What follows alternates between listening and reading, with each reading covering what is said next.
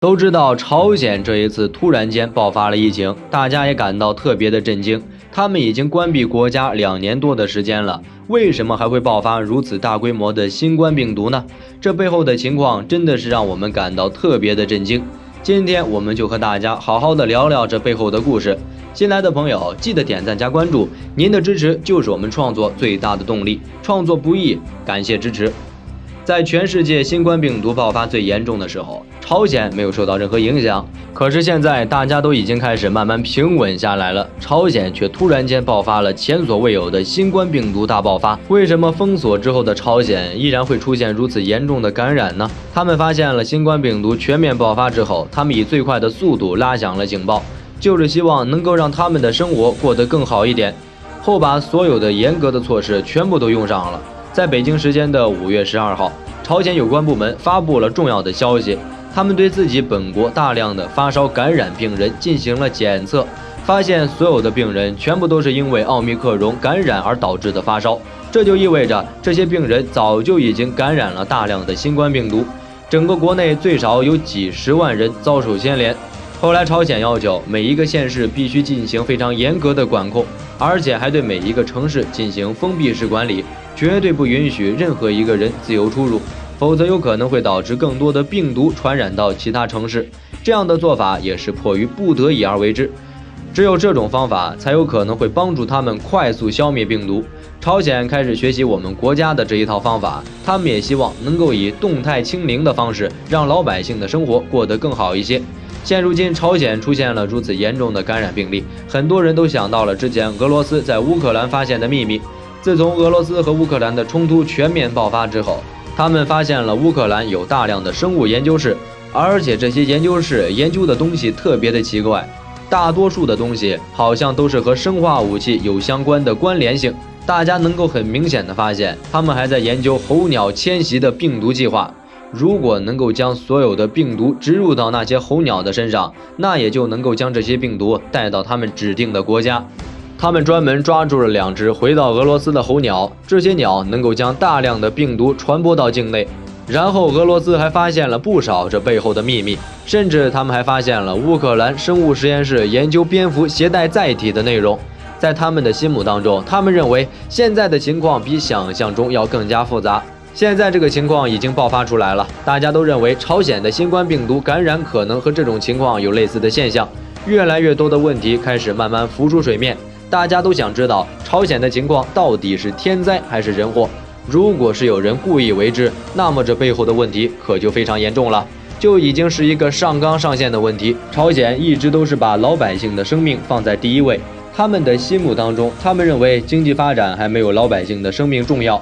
所以自从新冠病毒在全世界全面爆发之后，而且很快就关闭了他们的国门，这种做法虽然让他们受到了非常多的损失，但是他们也心甘情愿。而且每一个回到朝鲜的工作人员需要隔离1个月的时间，在这1个月的时间里面，他们必须要对这些人进行非常严格的检测，确保这些人没有任何问题之后，才能够让这些人正常的出入。这样的做法就是为了能够更好的保证国家安危。现如今大家发现了新冠病毒的特殊性，它不仅仅能够和人之间进行传播，而且还能够在物品之间相互转动。现在朝鲜已经选择停工停课，所有的人员已经开始在家里面耐心的等待。他们如果出现了意外的状况，那么就必须要进行非常严格的治疗，绝对不允许出现继续传播的现象。朝鲜对新冠病毒的重视程度相当高，他们的重视程度和我们的重视程度没有太多的差别。现在所有的公开场合已经选择全部关门，因为他们知道这个时候不能够让人员和人员之间继续接触，否则真的有可能会出现更意外的消息。在4月份开始的时候，朝鲜就已经出现了非常多的感染病例，当时他们还没有发现是新冠病毒，只是发现大面积的发烧现象。后来他们才发现，原来这些人全部都是感染了新冠病毒。现在发烧感染病例的人数已经达到了35万人，这种流量已经算是一个非常大的人流量了，比想象中的要更加的快。有16.2万人在经过了全面治疗之后，终于能够解决他们的生存问题，而且身体质量也能够得到有效的保障。但是按照目前的传播速度来看，其实新冠病毒疫情在他们国内还是非常严重的，但是有可能还会进一步的增加。随着新冠病毒在他们国内爆发的速度越来越厉害，越来越多的人开始关注到这背后的细节。朝鲜新冠病毒的蔓延会不会受到相应的影响呢？有没有可能会彻底的无法控制？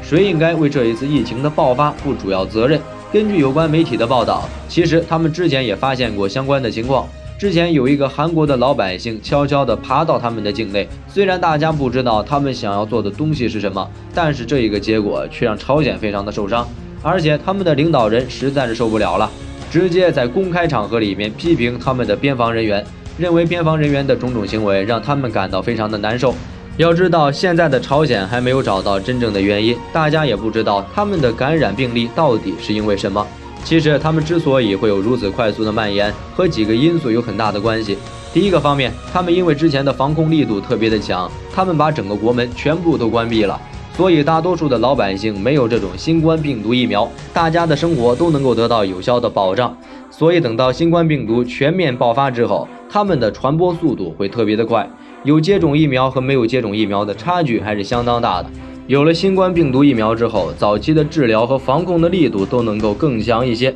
不过因为朝鲜的医疗水平相对比较落后，因为他们不知道有没有能力能够控制得了，等到新冠病毒被发现之后，其实已经相对比较晚了。在很早之前已经有消息传出，朝鲜给本国大量的居民接种了新冠病毒疫苗，但这个消息还没有得到有效的证实。从目前的情况来看，朝鲜国内接种疫苗的人员数量并不是特别的多，大多数的人都还处在游离的状态当中。在第二个方面，现在朝鲜的医疗水平还不是特别的发达，他们还有很多东西需要去克服，而且一旦新冠病毒全面爆发，朝鲜的医护人员数量根本就跟不上，他们的医药材料也无法有效的满足。放眼全世界，能够在新冠病毒全面大爆发的情况之下，还能够提供大量的医疗物资，这样的国家少之又少，我们国家就是其中一个。再加上我们国家和朝鲜又是邻居，如果他们需要帮忙的话，我们也会积极主动的帮助他们解决相应的问题。因为没有任何一个国家能够想到，朝鲜既然会出现新冠病毒的感染病例，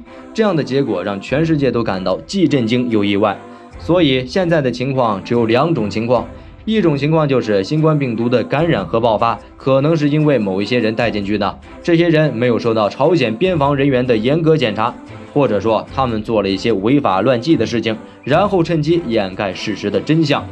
另外一个说法就是因为大量的病毒附着在进口的材料上面，然后悄悄地进入到他们的空气里面，最终导致大量的朝鲜人受到无情的感染。可是朝鲜现在发现几十万人出现发烧，这种情况可能就是朝鲜感染新冠病毒的主要原因。但是上述两个方向还没有得到有效的证实，都还是外界的猜测，只能够等待时间去验证。朝鲜的医护人员进行严格的检测之后，还能够确保他们的传播途径，然后将最终的真相给揭发出来。希望他们能够早一点渡过难关，朝鲜的人民也能够过上一个安居乐业的生活。